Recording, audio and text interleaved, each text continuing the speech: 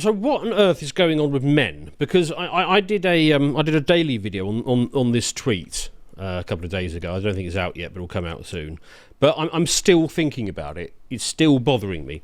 And basically what it is this woman here, she was looking for her grandfather's yearbook photo of him in 1955, and then she started flicking through all the other pages, and I mean she makes the point there that she's looking at these chaps and she's finding about 60% of them attractive, whereas she reckons she finds about 10% of guys attractive today. And at first I thought, oh well, what do you know, woman? But then I started thinking about it, and I started looking at the sort of point that she's making, and let's drill into it. Let's take a look at here we go, these chaps here. And she goes on to offer, explanations of them being clean-shaven and well-groomed and all that kind of stuff.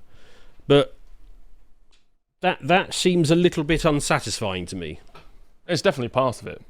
I mean, yes, it's a part of it, but I don't know if the facial physiognomy has changed that much, to be honest.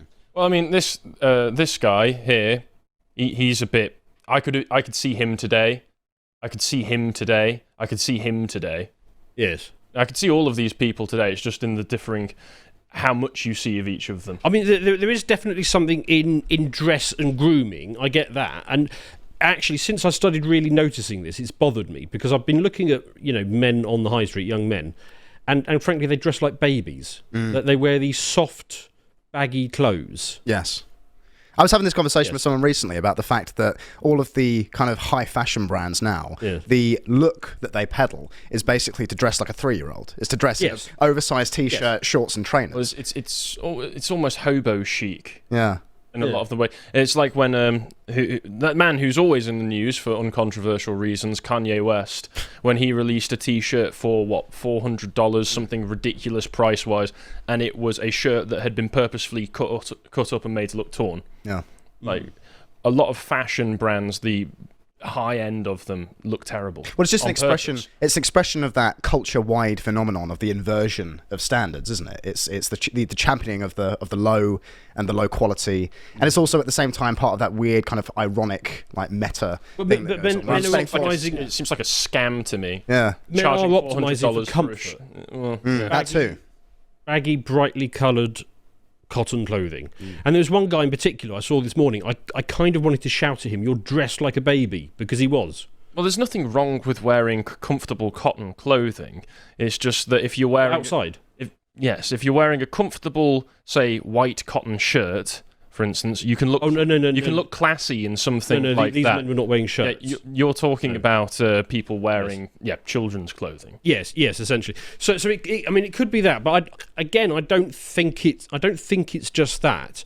The other thing I started thinking about when I looked at this is these men, they are radiating a certain sense of confidence. Yeah. I'm interested actually reading those interests that are listed there. Classical music, autos, card playing, writing, jazz, religion, political organisations. Doing things often outside. Yeah. It's very interesting that. I mean, I was just looking at these faces, and I don't know if I'm reading into it too much, but there's a look behind the eyes that you don't really tend to get anymore. There is a confidence. And there's also probably dietary considerations. If we go with raw egg nationalists, they're probably eating a balanced diet that doesn't leave them with any nutrient deficiencies as well. Well, yes. I mean, picking up those points in turn. I mean, the first one. Consider who these men are surrounded by. So, for a start, these are young men in 1955. So their teachers have basically all just been through the war. Yeah. Now, obviously, that was a bad thing. But nevertheless, it does produce manly men. If your geography teacher basically parachuted into Normandy, hiked for a couple of 100 miles and then threw a grenade into a tank, that's a different type of geography teacher to the soy millennial that you're going to get teaching Zoomers today. Yeah. So the men that these young men are surrounded by are actually men. And they probably had male teachers as well. They had male role models. They probably had fathers in the household. You can tell from the sort of look of these guys, this does not look like a modern classroom today. On a number. I don't know what you mean there, Dan. Yes. So there's that, but also the life expectations of these, because these young men, right? They're looking at exiting education, and what have they got in front of them? Well, they're probably going to go and get a job that's going to pay them something like $2,500 a year. and they're going to go and buy a house that costs about $4,000. So they know within a couple of years of this being taken, if not almost immediately, they're going to be in their own family home. And then they're going to get a wife who, and believe this or not, in those days, women actually respected men. They actually liked them. So they're going to get a wife who's probably going to stay at home and raise their children in a house that they own, probably outright within a few years. They're going to be a provider. They're walking into a society that respects and values men and appreciates them for what they are, and they know it. Whereas if you've got a young man taking his yearbook photo just leaving school, he's probably just had to sit there and been forced to watch Adolescence. Indeed. His female teachers hate him, or at least consider him to be a defective girl. So the whole outlook in life that these men have is completely different to modern men. Thoughts? I mean, it's pretty reasonable so far from what you're describing. Yeah, I mean, it's a tricky one because I think it's easy to read too far into these things, but it can't be denied that, I mean, when I was at school, in fact, when I was at university, Dan, what you were just saying about the way that young men dress now, it blew my mind the number of young guys who'd come into lectures and seminars and that kind of thing, literally having just rolled out of bed in trackies and a t-shirt and like flip-flops. And it speaks to... those were the days. Well, indeed. But it speaks to an attitude, not just towards themselves, but towards the institution that they're in and towards their peers, that that what I'm doing here doesn't really matter. Well, it's not worth the effort. There was a complaint when I was going to university that people were only going to university because they were being told by their parents and their friends and the older generations that that's what you do to get a job, where the circumstances had changed to the point where they actually go to university, the degree that they're taking is not guaranteed to get them a career in the field that they want to get into, and they're going to be left saddled with tens of thousands of pounds of debt that they're never going to be able to afford to pay back as well. So with that kind of knowledge, you are going to become quite apathetic when you go into your lectures and you are being lectured, as has been pointed out, by people who hate you, who want to see you fail. But you contrast that with these chaps here, and perhaps it was the case that there was a dress code that was enforced by the authorities at the school. But you see what they're wearing and the way that they're presenting themselves. They're suggesting in that the place they are matters to them, that the people around them matter to them, and the enterprise that they're pursuing, whether that's their education or whatever else, matters to them. It matters to them enough that they're going to take care of how they look and present themselves. Well, it's not just that. It's that they know that they matter to society. Yes. They know that they've got a place to go into. And you see modern men and they're sort of hunched and cowed and sort of drawn in. There is also the general problem of dysgenics, which is that these gentlemen would not have been baby boomers if they were graduating Harvard at 55. Yeah, they were silent generation. So it's after these people's teachers have got back from the war, you get the population explosion, and with a larger population, you're going to get more dysgenics emerging from it, just as a result of there being more people. So the selection pressures since then, as we've mentioned, the fact that they would have been going outside a lot more, getting a lot more physical activity, being a lot more physical in everything they do, the jobs that they would be going to, and the diet as well. So there are a lot of positive selection pressures on these men that future generations didn't have, because all of a sudden life became abundant and easier. Yeah, and if I could just add one thing as well, just again looking at this picture, I've been thinking recently about what it actually means to be right-wing in 2025, and building an actual sort of positive vision for right-wing politics that's not just reactionary. And I think that actually there's something to the idea that if the left's mantra is diversity, equality and inclusion, well, perhaps the right's mantra should be uniformity, hierarchy and exclusivity. And if you look at these men here, the one word that comes to mind to me is uniformity, not just in the way they're dressed, but even in their position in the camera. And that there's a beauty in that uniformity, because you can tell that this is a cohesive society that these men are a part of. Because if you look at yearbooks today, even yearbooks when I was going through school, there was not that same level of uniformity, because diversity and difference were so championed. It just looked more chaotic. And to a certain eye, there is a kind of beauty to that, but it's very superficial, and I think it speaks to actually a more disordered society. So on your last point of exclusivity, I might actually go for belonging, because that kind of covers both camps there. I mean, you can belong to something, but you have to belong to it. So therefore it is naturally exclusive of something which, well, if you don't belong. Yeah. Also, somebody in the chat is saying, well, look, you appreciate these guys are dressed up for their yearbook photo. Yes, but people who dress up for their yearbook photo today don't dress up. They just rock up in whatever they're in. So, I mean, even if that is the case, even if they made a bit of a special effort for that day, they've still decided to take the effort because they recognise the value in it.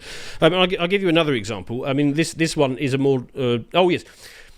I fluffed that. I fluffed that. Right. If you are going to dress like a baby, at least dressed well in a Lotus Eaters t-shirt. So there we go. Nice. You can get yourself a nice big baggy t-shirt, but at least you'll be giving us some money in the process. So do that. Right. Expertly done. Yeah. Well, it would have been, wouldn't it? That's an even worse sales pitch than I normally give. Yes, you're not actually very good at that, are you? I'm excellent at shaming them. If I remembered that I put that in there at the last minute, that would have been smooth. I have conviction when I shame them. Yes. I let them know that they're poor and worthless, and this is the only thing that's going to make them feel better. You gave them no hope. It's a great sales strategy, though. Yeah, it works, honestly. It does. So buy a t-shirt. Anyway, right.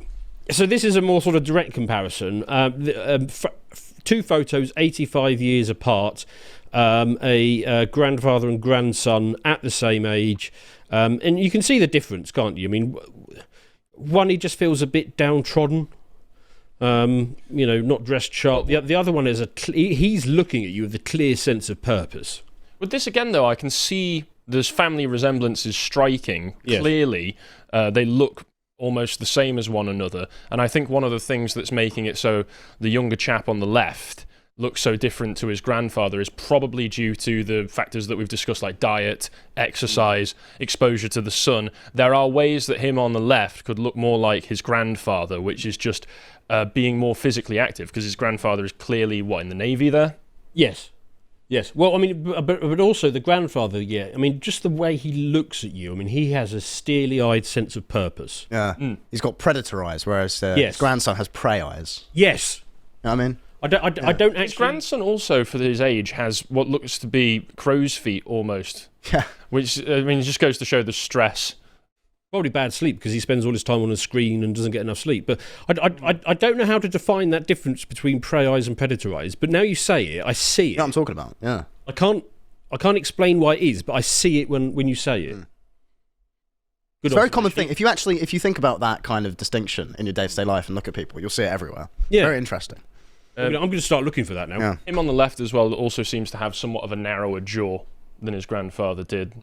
Yep. Well, so that makes him look a bit more round-faced and childish. So his grandfather has spent his whole life basically chewing food, bits of steak, bits of vegetable, stuff that you actually need. So he's actually worked his jaw, whereas this guy's probably been, basically swallowing soft burgers and in the mall that he's in that photo. Yes. So I mean, it's a fascinating example. Let's go for a more extreme example, shall we? My great-grandfather, 16 versus me. And, okay, the one on the left, the grandfather, that's a man, even if he is 16. And the one on the right is a baby. I think there's also something to do with this outside of pure testosterone, but I won't say. Is there any other distinctive differences that you can notice? But Possibly. They could just be dark Italians. You can't really see in that first photo. I don't really know. Possibly. But somebody has made the comment there. Testosterone has left the chat. I think there's something in that. I want to drill down into this testosterone level bit, because what if it isn't just the men and the male role models they're surrounded by and the sense of purpose in life? What if it is actually something a lot more innate than that? Can we hear what RFK says, Samson? Got the highest chronic disease burden of any country in the world. When my uncle was president, 3% of Americans had chronic disease. Today, it's 60%. 74% of our kids cannot qualify for military service. I'm just going to pause there. 74% of men cannot qualify for military service. And that's a lot. I will say, I mean, obviously this is in the US context, but another variable in that, I know certainly in the UK context, speaking from experience, is the red tape that's in place now to join the military is insane, and it's ridiculous. I was denied entry despite being a physically fit young man. I was denied entry because I very occasionally get migraines, which are very mild. But that, tick the box, and it's you're not allowed in. Yeah, and I've heard that story, anecdotes like that from many people. Actually, I mean that happened to me. I got excluded because I had a perforated eardrum from a a martial arts accident, and so that was enough to say no. Yeah. So never went into that career. I'm going to have to suggest what of course, I'm going to suggest as well, which is that since RFK was a young man, the demographics of America have shifted wildly. Yes. And the introduction of that is populations true, yes. who are typically, shall we say, genetically predisposed to diseases and less genetically healthy might have You're right to bring this well. back to demographics for the 13th time this segment. Which, I always do. You're right to do so. It's I the hadn't most included that. pressing issue. Yes, I hadn't included. Anyway, let's listen more. We have fertility rates that are just spiraling. A teenager today, an American teenager, has less testosterone than a 68-year-old man. Sperm counts are down 50%. And girls are an hitting American puberty 6 years teenager early. has less testosterone than a 60-year-old man? That's right, because the testosterone levels have dropped 50% from historic levels. And, and that is a problem. And it's an existential problem. But that is only when we have obesity. That is off the charts. Yeah, I mean that's pretty powerful. Obesity definitely has a lot to do with that. It produces estrogen, more body fat you have. Yeah. I mean that is genuinely quite worrying. Here's a little chart that sort of gives examples of this. Is tracking testosterone levels.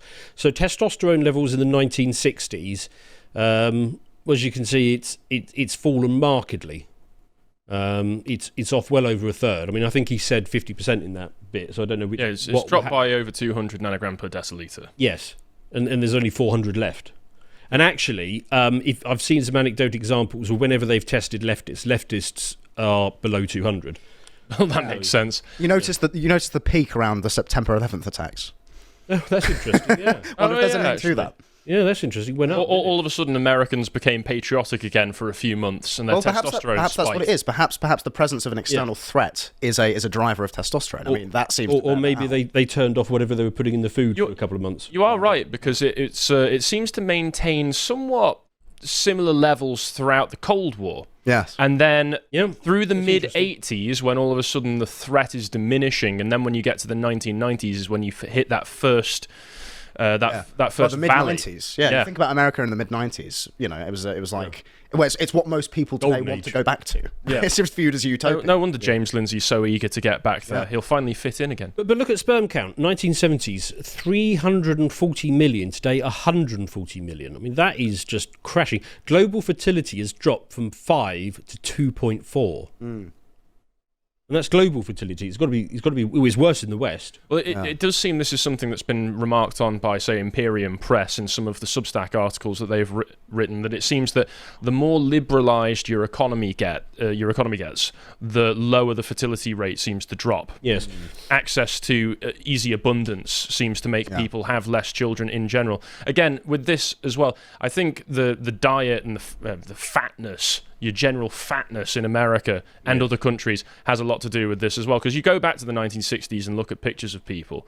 How many morbidly obese people are you going to see in videos and pictures? Oh yeah, do a video of people at the beach in the 70s. They're not thin. Not many. Nowadays, like I think with men, best testosterone production is going to be between 10 and 15% body fat. I wouldn't be shocked if the majority of American men are at least 25 to 30% body fat. Well, I'll tell you something else as well. A friend of mine is travelling Asia at the moment. He's been out there since November, and one of the things he said is there's no fat people out here, no obese people. Very interesting. Let's pull on that thread of the sperm count. So apparently on current projections, sperm count hits 0 by 2045. That's slightly concerning. Which would mean that half of men would be azoospermic, apparently, which is having no sperm, which is also bad. Yeah. Which brings me to this. The tiny little Dutton that I have in my brain is telling me that's not entirely a bad thing.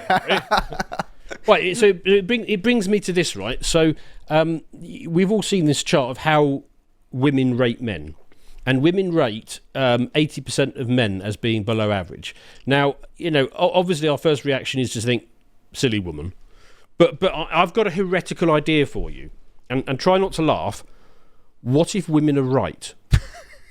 Well, You laughed, you failed. But The question, of course, is compared to what? Because if it is compared to their imagined ideal of a man, which is probably something like those initial pictures from the yearbook that you were showing us. Or Prince Charming from their fantasy romance novel. Well, no, not even necessarily fantasy. What if women are actually right? Because when they consider men, they're not just considering the men that immediately surround them. No. They're considering the corpus of men in media, which we've got a good stock of media going back 30 years. So they're including in their head 80s movies and 90s movies and 90s TV series and stuff. So they've got a corpus of men that they remember from when they were children and stuff like that, and they're taking it all into account. And what if women are actually right?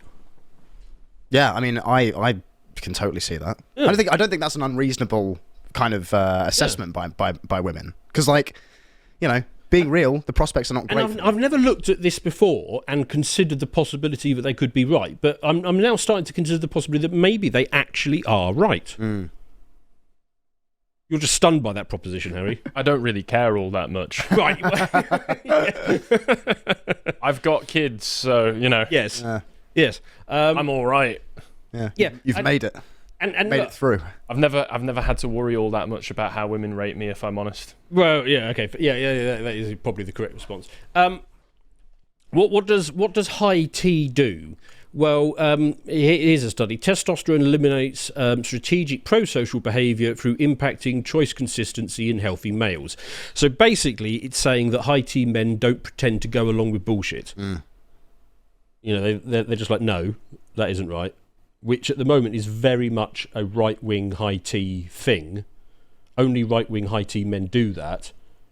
Men in general do not do this at all these days. Yeah, I think conformity is so widespread now that you are viewed as some kind of... It's not just like you have a difference of opinion with somebody. Certainly, obviously in my segment I'm going to talk about Zoomers, but among Zoomers you're not viewed as just somebody with a difference of opinion, but in a lot of cases you're viewed as like an alien. Well, here's a second one. If you have high testosterone, you're more receptive to minority opinions. So if you're low T, you basically just go along with the consensus. So it's similar to the last paper. Well, what I was going to say is that men these days will try to performatively disagree to virtue signal as long as the person they're disagreeing with has the minority position. So they're willing to say no as long as they know the consensus is already backing them up. Yes. Yes. So you can absolutely see why Western governments would be very much okay with the idea of testosterone dropping. Oh, absolutely. The question, I suppose, then becomes, are they actually doing anything to facilitate it, or is it something that they've noticed along with the rest of us and is like, oh, well, that's fine. I don't know. This is also interesting. Countries where testosterone is high. Now, I'm looking at this and thinking, what? Surely white countries should be at the top of this list. I've had a look at history. I don't know. If you these, like Ethiopia, for example, that's a well, it's not somewhere I'd like to live. Let's just put it that way. Right? Yes, it's not a particularly stable country, and I think that adds to my thesis from earlier on, the presence of threat. Conflict. Yeah, the presence of threat drives up testosterone levels. Because I had a number of thoughts about this. Those countries, a lot of them is where you'll spend a lot, especially at the top of the list, they're countries where you spend a lot of time outside. Yeah. Rather than inside. I wonder how much of it too is also almost like a historical carryover, because the Russian people have been through some pretty tough periods. The entirety of the 20th century, for example. Yes. And I wonder how much of it, how much of that before that really as well. Yeah. And I don't know when these figures are from, but I wonder whether there's any sort of historical layover. And I also wonder if because a lot of these Poland's countries quite an outlier there as well. That's quite impressive. But perhaps the same goes for Poland. In terms of their very difficult 20th century. True.